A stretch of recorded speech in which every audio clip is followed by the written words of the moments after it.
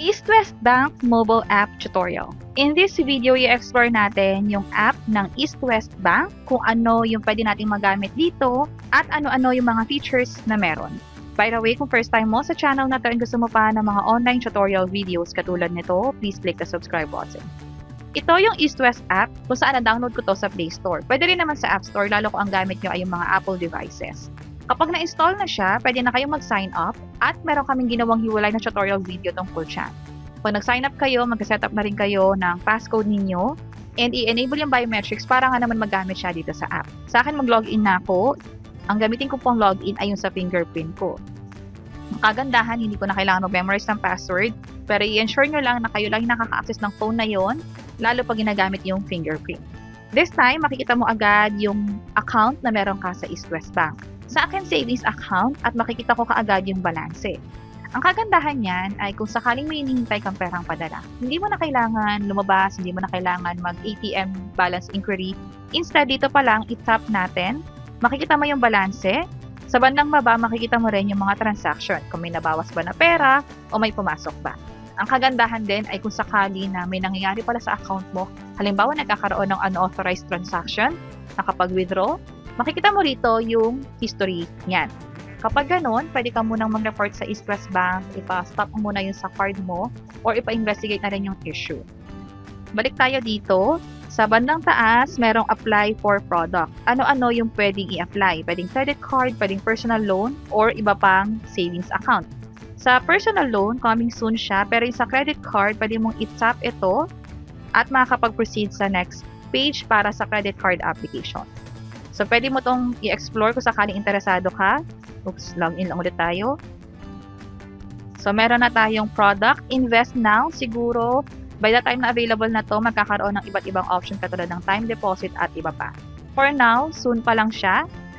Manage cards naman. Since wala akong card sa East West Bank, wala akong nagpapakita dito. Pero, kung meron kayong credit card na gustong i-enroll, pwede yan dito para nga naman makita nyo yung mga transaction din doon o yung iba pang mga details.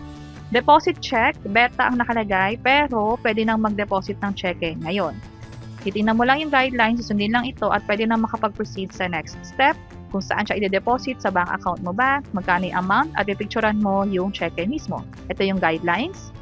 So, napaka-convenient kung meron kang East West Bank app at meron kang cheque na i-deposito sa account mo, pwedeng gamitin yung app nila.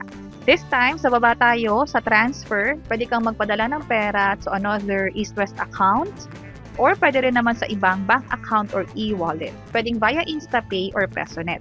At ang pinakamadalas ko magamit ay itong InstaPay, kung saan pwede ako mag-transfer sa ibang bank account or e-wallet niya instantly. Ibig sabihin, pag natapos ko na yung ginagawa ko sa app, nakapag-transfer na ako successfully, dapat dun sa kabilang account, mag-reflect na kaagad siya.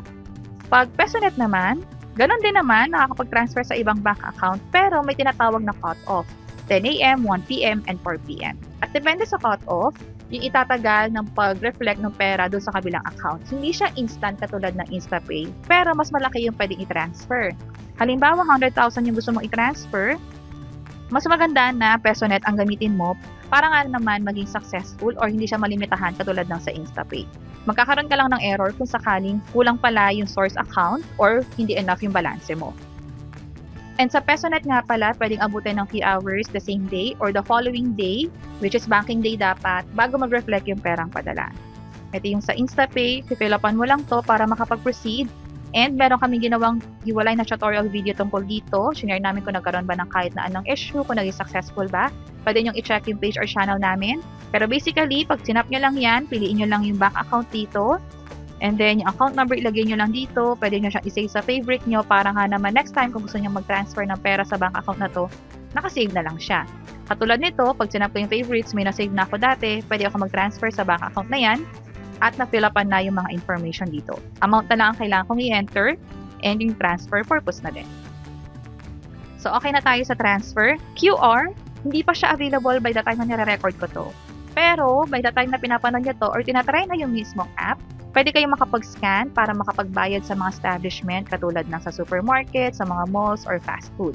And normally din kapag QR, pwede rin na makapag-transfer ng pera gamit yung QR code. Ngayon naman sa pay bills, Ang mga bills na pwedeng bayaran dito is yung usual nating utility bill o yung mga internet na din. Katulad ng sa Meralco, sa tubig, sa kuryente, andito yan. Meron pang iba katulad ng sa internet natin, ito yung pagpipilian. Sa credit card, andito rin siya. So maraming pwedeng bayarang biller dito, pwede nyo i-double check. At kapag andito siya sa listahan, pwede na kayo mag-proceed sa pagbayad. Sa experience ko naman, nakakapag-bayad naman ako ng bills and hindi pa naman ako nagkaroon ng issue so far. Pero just to be safe, every time na magbabayad kayo ng biller, yung proof or pag nagkaroon na ng confirmation na successfully paid na siya, i-screenshot nyo yon, itago nyo para nga naman kapag nagkaroon ng problema na kailangan pang i-report, meron kayong proof na nagbayad talaga kayo online. So close ko lang to. Sa more na section, dito i-enable yung sa biometrics. Sa akin, you are already secure na enable ko na siya. Again, pinakita namin yung step-by-step guide kung paano siya i-enable nung nag-sign up tayo sa East West Bank app. Change passcode, pwede rin yan gawin dito, pero hindi ko na siya gagawin. Manage favorites, halimbawa may mga biller kayo or accounts na na-save, pwede nyo siyang idagdag dito. Or pwede rin naman siyang i-delete by tapping this trash na icon. Sa product, nakita na natin to kanina, meron ding personal loan dito na pwede mag-apply pero coming soon pa lang siya. Pwede kang mag-link ng account, lalo kung checking account ba yan, or may isa ka pang credit card or debit card, pwede dito.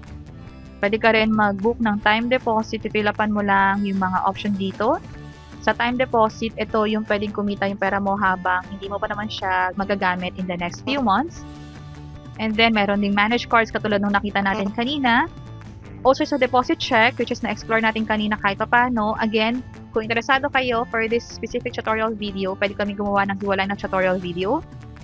And lastly, for managed transfer limit, ibig sabihin, sa pag-transfer mo, gusto mo siyang limitahan, hindi dapat siya lalagpas ng ganitong amount, pwede mo siyang iset dito. Pero habang nire-record ko to, hindi pa siya available, i-double check nyo na lang sa app ninyo once na tinatry nyo na. And also, andito rin yung information about sa contact details nila, magiging sa terms and conditions and privacy policy. So overall, yun yung sa East West mobile app. Meron ding setting sa bandang taas kung saan pwedeng i-edit yung accounts.